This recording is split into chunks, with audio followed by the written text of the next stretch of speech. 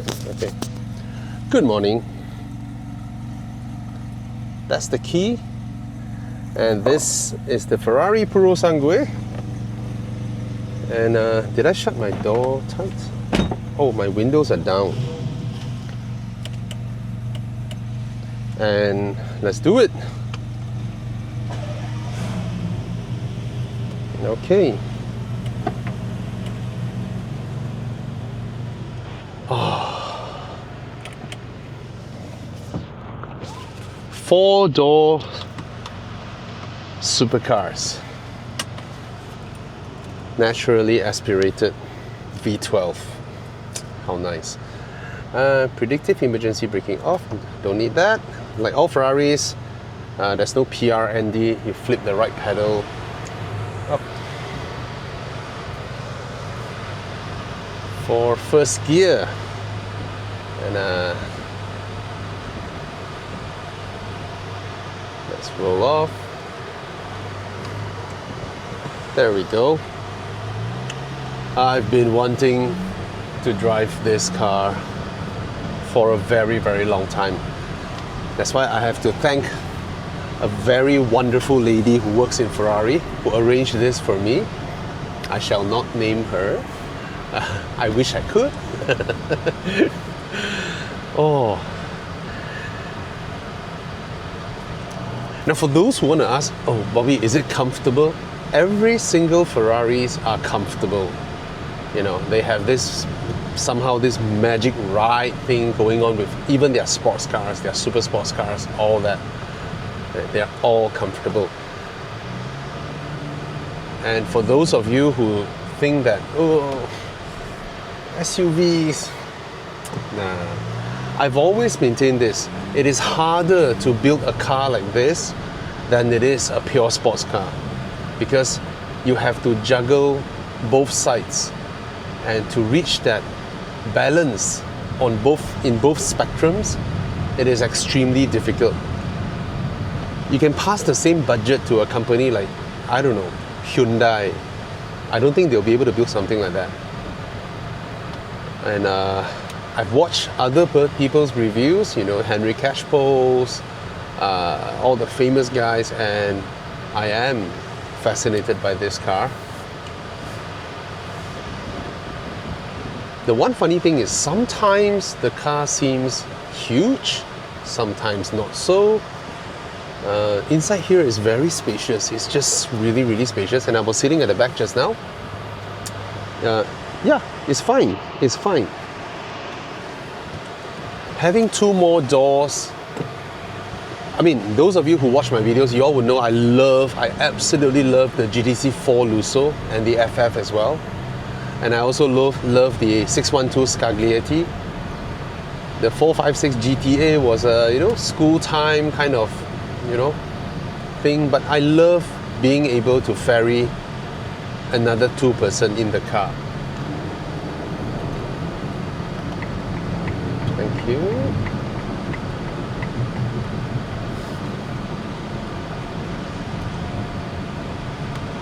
It is so dailyable, it's so comfortable. And that's why I've seen not just 1 or 2 people who bought the Puro Sangue and straight away paid taxes and registered in Semenanjung. Oh, these guys I applaud them, man. Oh, it's so nice to be driving this around.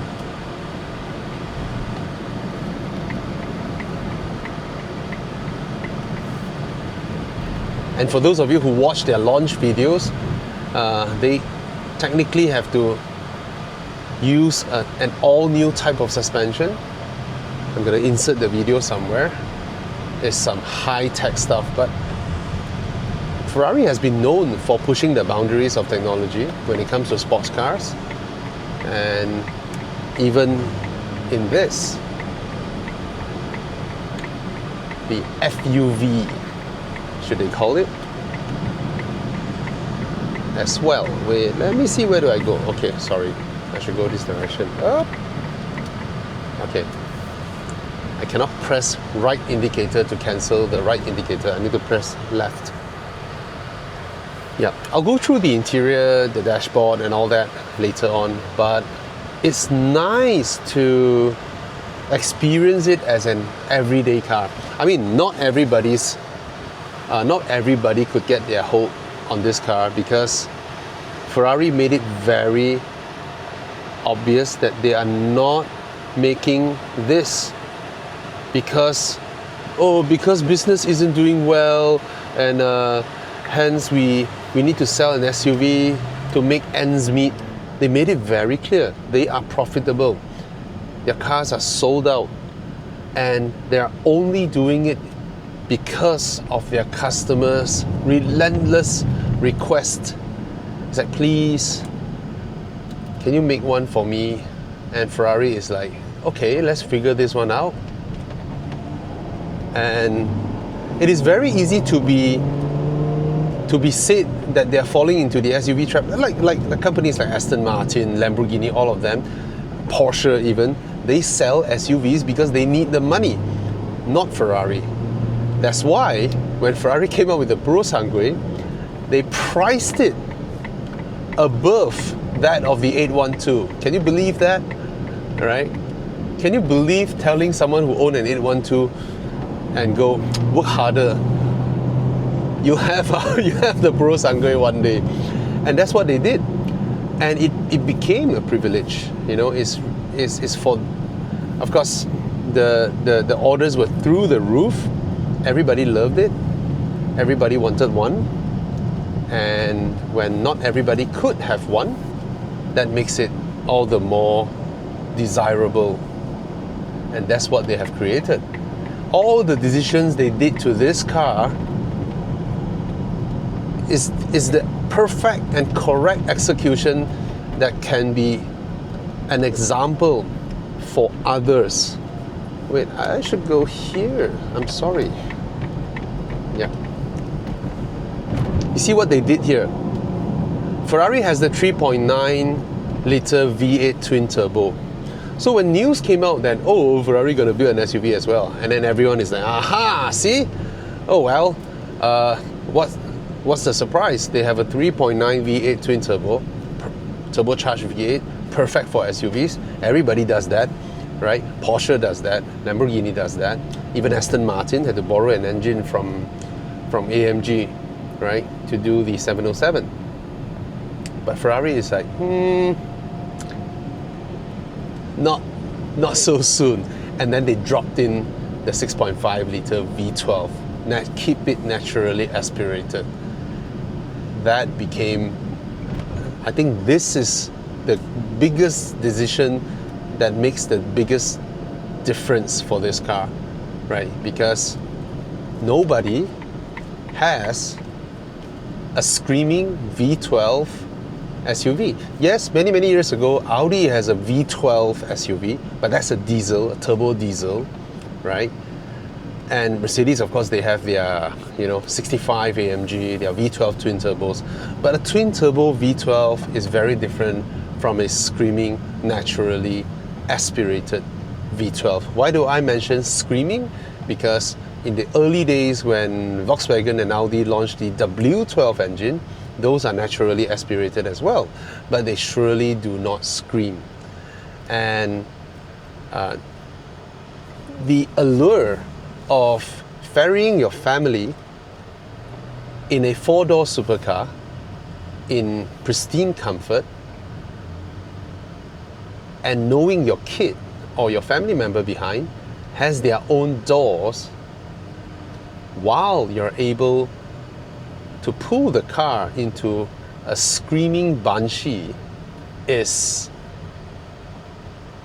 a kind of motoring experience that is very different. It's different from you yourself sitting here smiling from your howling V12 versus your entire family with you, your kids behind. Daddy, go! It's very, very different. And I applaud Ferrari for doing this. And another magical move they did is to create the rear doors. The suicide doors, as they may call it, reverse opening. That, again, plays into the imagination that, this is something different. And true enough, they've created a legendary, collectible SUV, dare I say that, because no SUVs will be able to, hold their values like supercars do. But they've created one. Lovely. I should turn into the smaller roads, neighborhood roads, and then wait for the motorcycle to pass by. Yes, when you're driving a Ferrari, you can't afford, the first line of thought is, I'm on a motorcycle, I can't afford to hit a Ferrari. No, you're wrong. The Ferrari can't afford to hit you. All right, let's turn in here. It's very comfortable.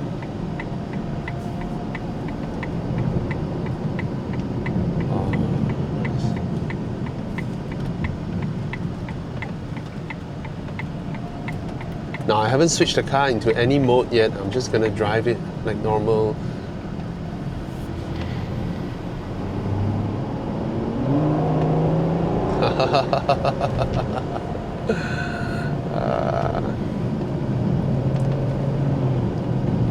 But of course, this is a car that came out in the post-COVID 2023, 4, 5 era.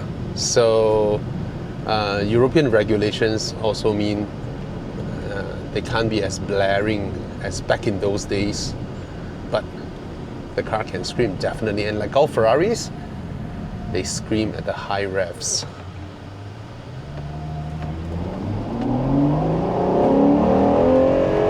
Oh, I like that. Okay. Let's be civil.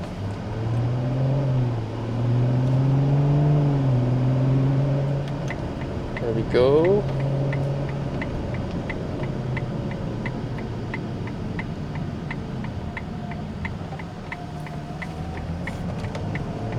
Oh, the fast front end, like all Ferraris.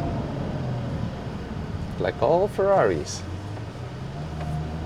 Oh, it's nice to be able to drive something like with the Cavallino in front of you, and then you just roll over speed bumps like nothing much. Oh, lovely. Damn, I wish I have enough time to go for a Genting run. But let's not do that. If they tell me, oh Bobby, this is a car that we borrowed from Italy, it's left-hand drive. Oh, let's do it. It's not their stock. This is their stock. So take care of it. Okay, careful.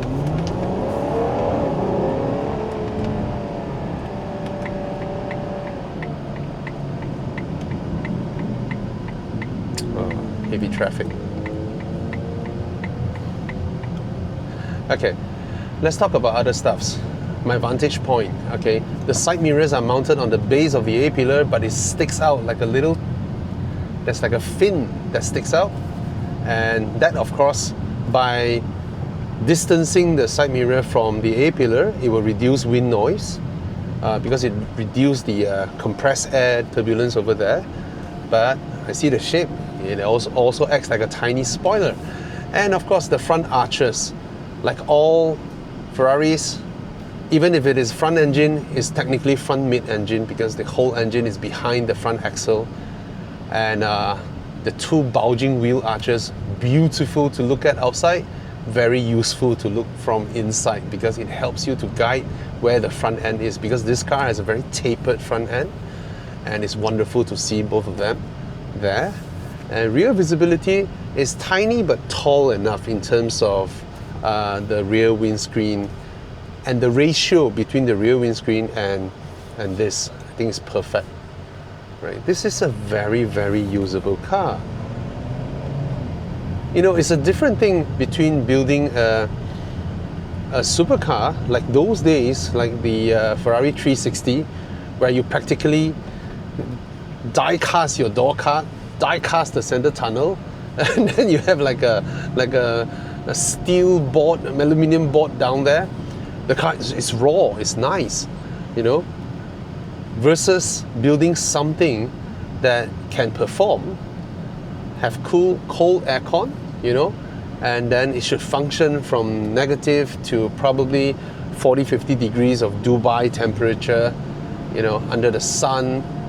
Making an everyday product is already very difficult compared to a scaffolding of a sports car like Lotus, right? When you don't need to care about comfort, it makes car making so much more easier. If you guys have watched the interview of Elon Musk, someone asking him between SpaceX, Starlink, Twitter and Tesla, which is the hardest? He said Tesla. Building cars is difficult. They are very, very difficult because you see, a spaceship was built to be used by space engineers, right? Experts. Cars, you have to build them for idiots. So it's very, very difficult. But of course, no one driving a Ferrari is an idiot over here, but to make it livable, it's actually very difficult. And to be able to put a 6.5 V12 up front, make it comfortable to drive, aircon cold infotainment system. Of course, there are things that I worry, the little jog dial that rises up from the dash. I'm always worried with things that move around in the cabin, mechanized stuffs. But you need that. It's drama, right? That's why people pay for this. It is special. And one thing I like that I think Ferrari did right is you see the difference between a Ferrari versus, let's say, a Lamborghini Urus or an Aston Martin 707, put it that way. You can plug anyone out of their BMW 1 Series, you put them in a Urus or a 707, they know how to function that car immediately. And that's where the Ferrari magic comes. You pick someone who has never sat in a Ferrari, you put them in the driver's seat, they wouldn't know what to do. And that's the magic.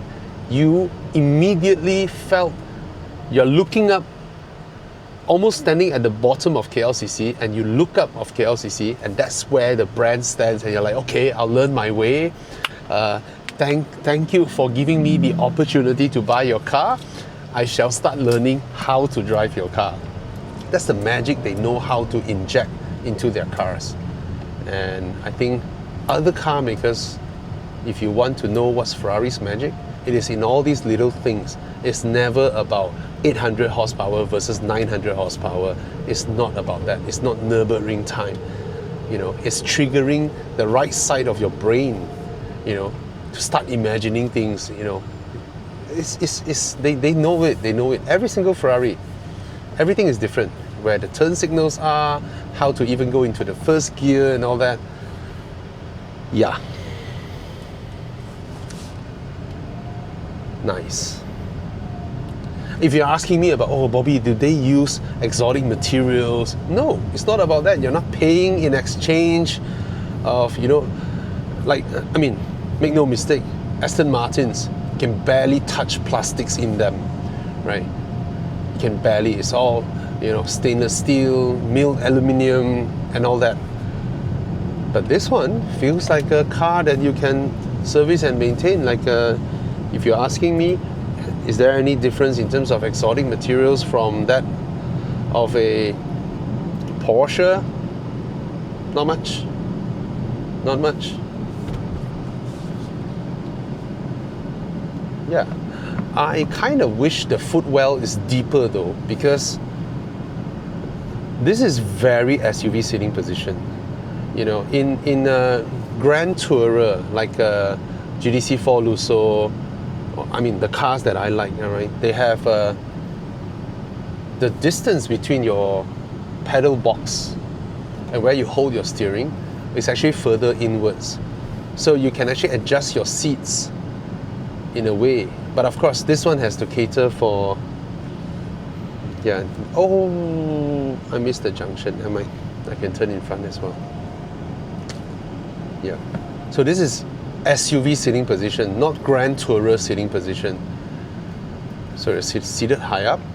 Your footwell is probably only 2 feet away from the steering wheel in terms of depth. Visibility is good. And from outside, the car is just gorgeous. Gorgeous, gorgeous.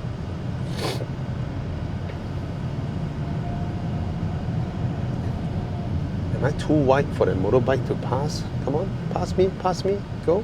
I don't want you lingering on my rear quarters. Thank you.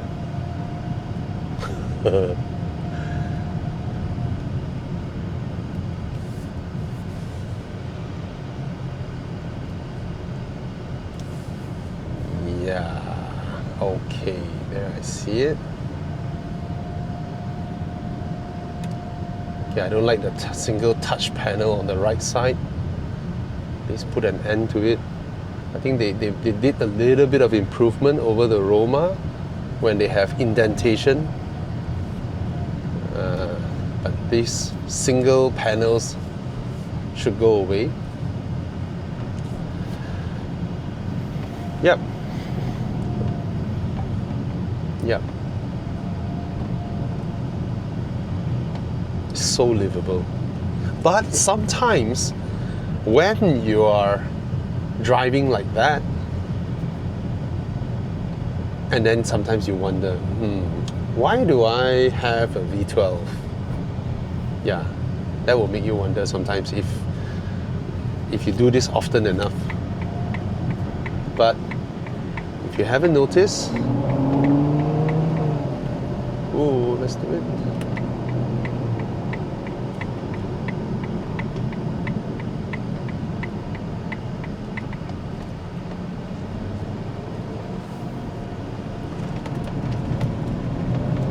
Oh my God, that is so nice. That is so nice.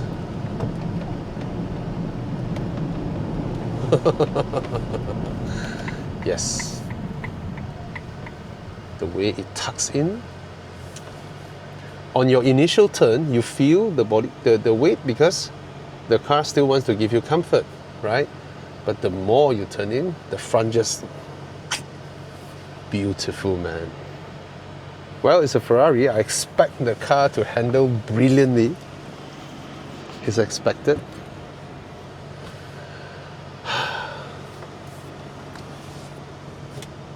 So nice. Let's go, let's go.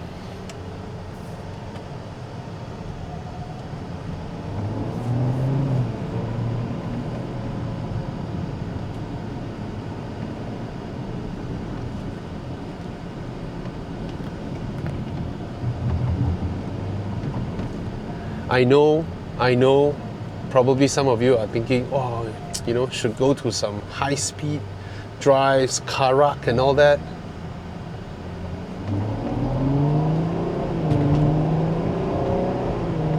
But I would be more curious on how to live with a Bro Sangue, right? So 2 years ago, I went to Rome, and then I visited Ferrari's museum and all that. And of course, me and my wife looked at this car. That moment, the car felt small. But today, I was standing in front of a silver one. Somehow it feels big. Very interesting. Very interesting. And in fact, it doesn't look like an SUV. Yeah. Something new, perhaps. Let's go, let's go.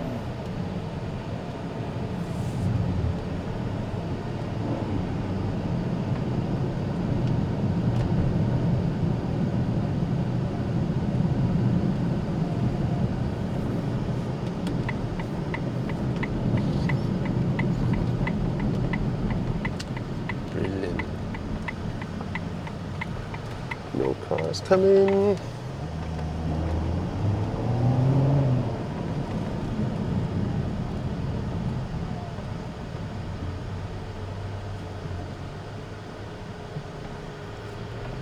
Ooh, speeding motorbike. Careful. There we go. Yes.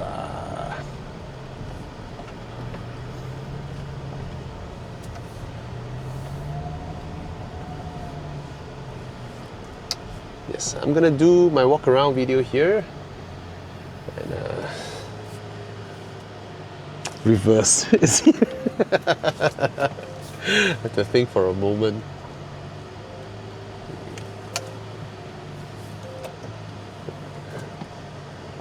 Modern Ferraris are so easy to drive. All right, let's walk around the car. You hold my one also together. Thank you. You're recording already? Yeah, I'm pressing. Okay,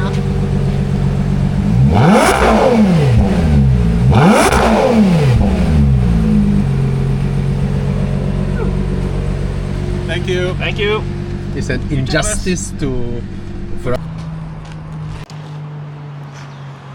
Mamma mia, it's very nice.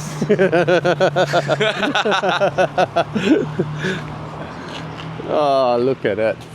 Yes. Next 是要 ice 还是 hot 的 Ice 的，谢谢谢谢。Yeah, yeah.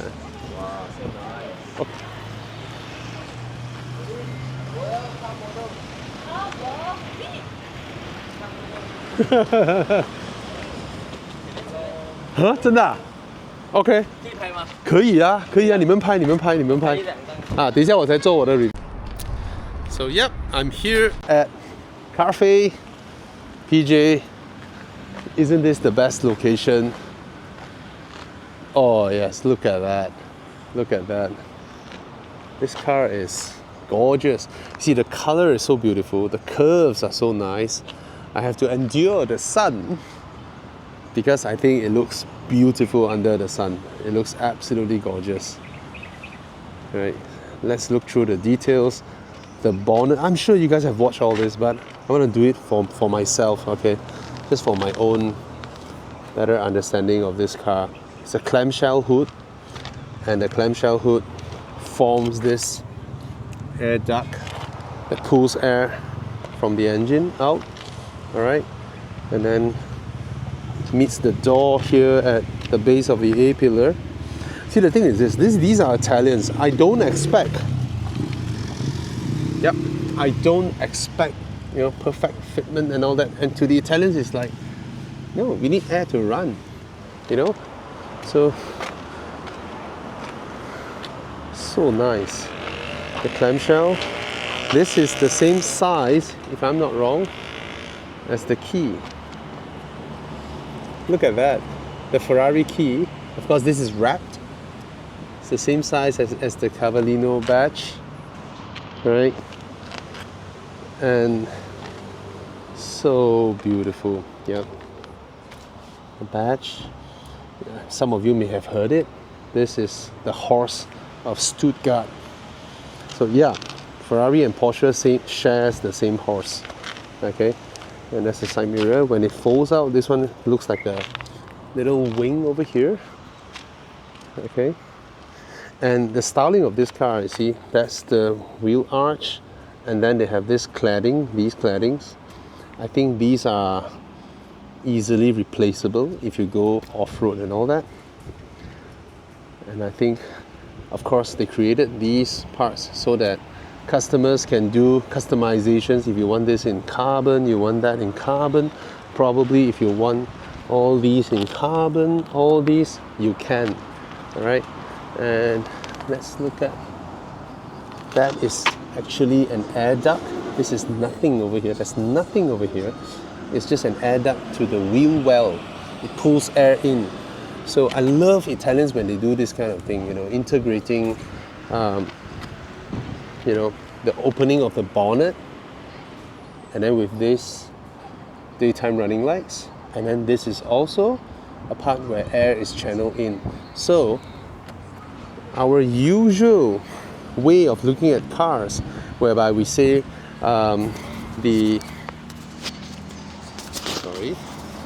whereby we always say that the headlights of a car is the soul, is the eyes of it, right? But that's no longer the case. It's actually the opening of the air duct, both up and down, split by this daytime running lights that forms the visual character of the car, but the headlights are actually here. right? These are the headlight components, and that would be the intakes.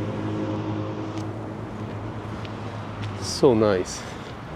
And there's another Ferrari badge here, and then you have the spoiler, the arrows over there, the radiators. See, now new approach, right? They put the radiators slanting so that air can efficiently fly past while pulling hot heated air out effectively. All right, on the sides here as well, all these were created to pull air out. And these are some of the most beautiful wheels out there. 255, 35, 22s up front. Carbon ceramics, of course. Ferraris, since a long time ago, have had carbon ceramics as standard brake discs. Okay, so that's the trick suspension that you can see over here. What Ferrari did is a first of its kind, whereby each corner can independently, dynamically adjust, you know, the ride height, the stiffness and all that. So by using this innovative suspension system, this doesn't need a 48 volt active anti-roll bar, you know, for both sides to counteract each other. It doesn't need that at all. And if you look at the profile of this car, it is somewhat a shooting brake. It is actually the profile of a shooting brake, slightly raised, ever so slightly, and that's it. And then with two doors at the back there. Hi Alex. They're all inside. Thomas, TJ, they all. Yeah. It's so nice. And at the back here, again, air gets dispersed out. I absolutely love the tail lights. You know, very, very nicely styled. And the exhaust, of course. And here, air gets pulled out from here. Yeah.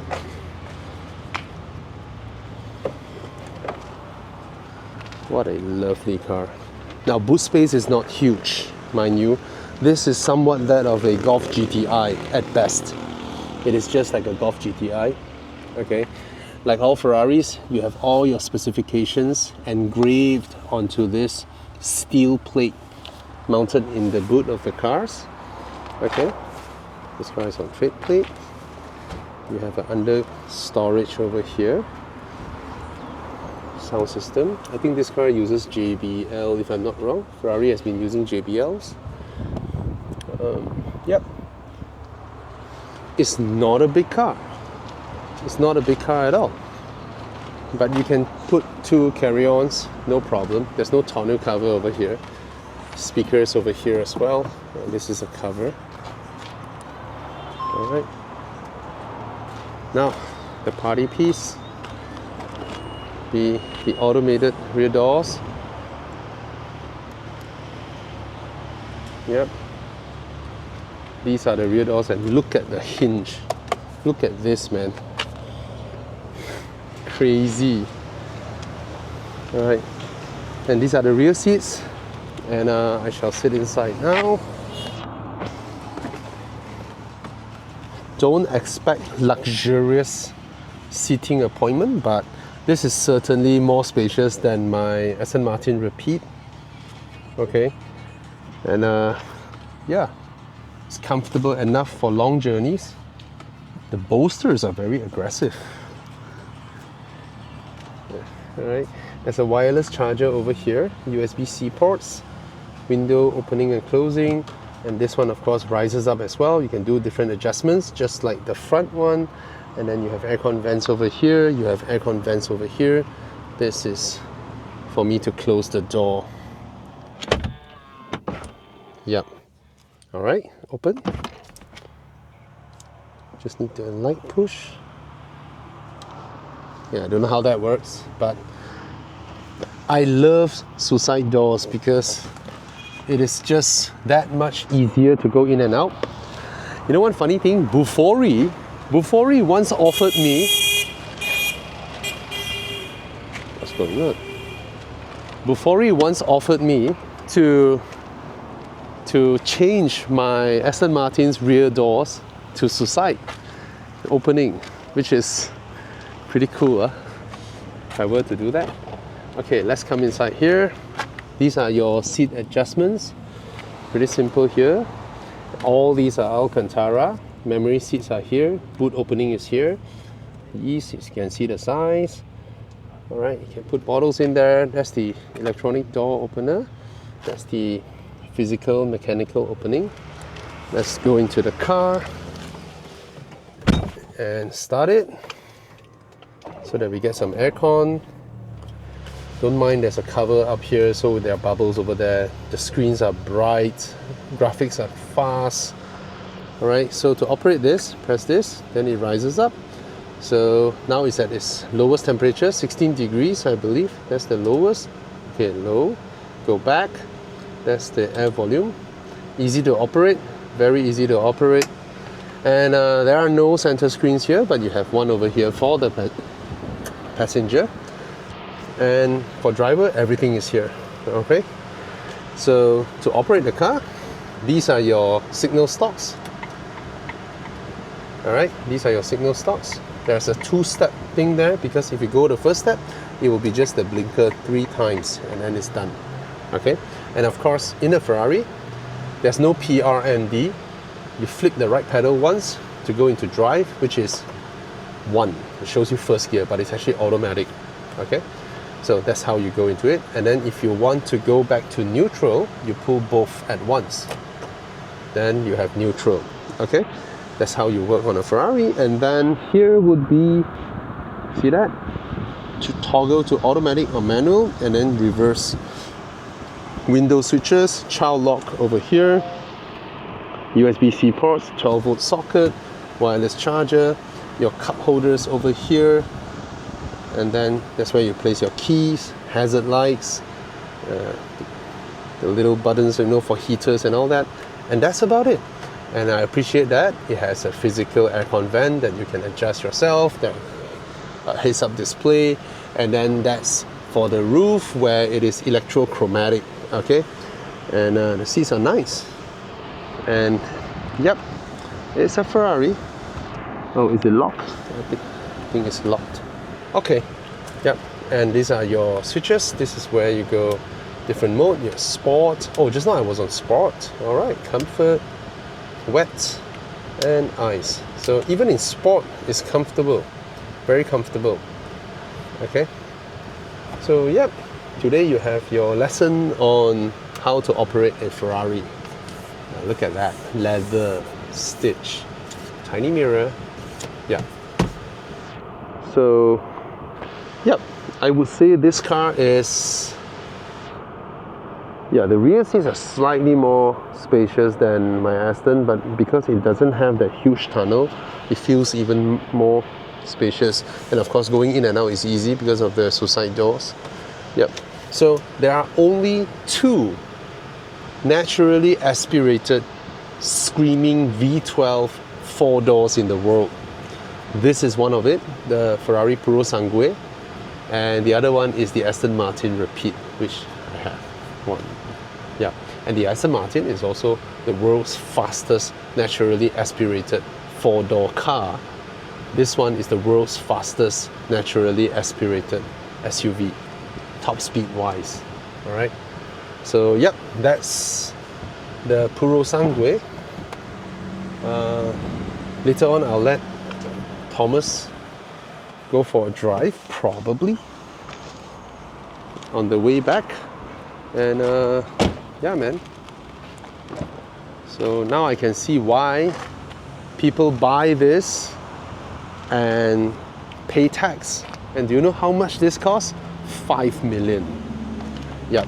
So you have to be a really loyal Ferrari customer to get the allocation first in order to enjoy your Puro Sangue. Yeah. Alright. Cheers. Amazing. What a looker. What a looker, this car. Gorgeous, gorgeous. Wow, you have walk-away lock as well. Can you imagine that? Alright, Cheers. Why? What This is 5 million. Yeah, it's true. That's true. Well, Everything is cheap. Now, peasant I cars. want to test this, and I arranged for some guys to Australia, but they had the problem with the door. The door issue, worldwide problem with the door issue. Hey, match, huh? Your mic just. Oh yeah, the yeah, black yeah. one here, the white one. Yeah. But today it is wearing Alpine. It is a French car. They're looking at the Italian car. Take Alright, photos beautiful. there in front, come. Alright, right. I snap for you guys. Yeah. So that means it's going to be a recon, used recon. You can take 2 chicks in this car. Look at I can't afford this car. that. There'll be no chicks that want to come. Look at that. That's the. See, that's the center.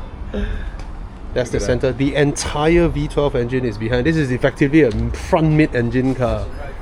Amazing packaging. Amazing packaging. And look at the way the hood comes up. This is what Aston should do if they want people to have drama with the DBX. This is how you deliver drama, right? Look at the rear doors. This is drama. This is pure drama. 90 degrees suicide rear doors, easy entry and exit. You know, this is how you inject drama into your cars, and Ferrari knows this really, really well. Ferrari knows this, right? I mean, if you're comparing space, interior and all that, of course the DBX is a larger car, it's way more spacious than this, but this is how you deliver the drama. And in terms of fit and finish, there's no way all these, you know, gloss black plastic, of course you can spec them in carbon fiber and all that, you know, that's a different thing. All right, but no, Ferrari doesn't sell on fit and finish, doesn't sell on exotic materials, they sell on making you feel excited. Right, look at those giant solid hinges, crazy. Yeah, wonderful, wonderful, wonderful. And look at the way it looks with the bonnet pop up. Look at that, look at that. It's like a devil with its horns up in the air. My God. So yep, there are all kinds of cars that appeal to enthusiasts, right? Sports cars, convertibles, supercars, like small sports cars, and of course, like I said, these are the hardest ones to build, right? To be able to ferry a family in full comfort and then still corner like this on rails. I mean, of course, it won't be as agile as those, right? Physics still matter, but ain't it gorgeous? Absolutely gorgeous. It's a shooting brake on stilts. Yeah, it's not an SUV. It's not an SUV.